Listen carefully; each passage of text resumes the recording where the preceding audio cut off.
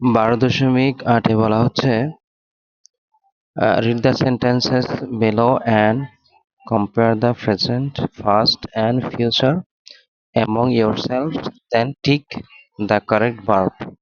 তো আমরা এখানে বলা হচ্ছে নিচের বাক্যগুলো পড়ো এবং বর্তমান, অতীত এবং ভবিষ্যৎকাল অনুযায়ী তুলনা করো, তারপর শুদ্ধ ভার্বগুলোতে টিক চিহ্ন দাও।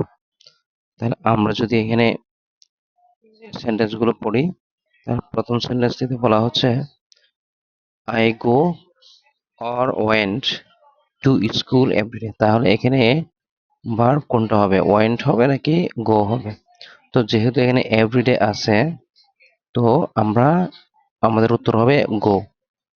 তাহলে I go to school everyday, তো এটা হবে প্রেজেন্ট ইনডিফিনিট টেন্স।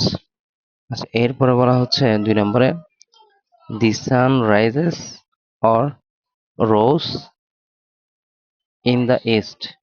তাহলে এখানে কোনটা হবে, যেহেতু এখানে দি সান আছে, তাহলে এটাও প্রেজেন্ট ইনডিফিনিট টেন্স হবে। তাহলে আমাদের উত্তর হবে rises, the sun rises in the east. আচ্ছা, তারপর বলা হচ্ছে 3 নম্বরে অনেস্টি হেল্পস হবে নাকি হেল্প হবে? Two make us happy. তাহলে এখানেও যেহেতু অনেস্টি আছে, অনেস্টি থাকলে এখানে হেল্পস হয়। তাহলে honesty helps to make us happy, সততা আমাদেরকে হ্যাপি রাখে। 4 নম্বরে বলছে I will take or talk a walk tomorrow. তো এখানে এটা ফিউচার টেন্স, তাহলে ফিউচার ইনডিফিনিট টেন্স হবে। তাহলে আই উইল টেক হবে এখানে I will take a walk tomorrow. আচ্ছা, এরপরে 5 নম্বরে বলা হচ্ছে he helped or helps a beggar yesterday. তো এখানে যেহেতু ইয়েস্টারডে বলা হচ্ছে, তাহলে এটা ফার্স্ট টেন্স, তাহলে ফার্স্ট টেন্স হলে আমাদের অবশ্যই এটা হবে, হেল্পড হবে।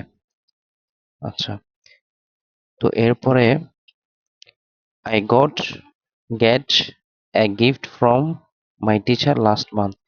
এখানে যখন লাস্ট মান্থ বলা হচ্ছে, তাহলে অবশ্যই এটা ফার্স্ট টেন্স হবে, তাহলে আই গট হবে।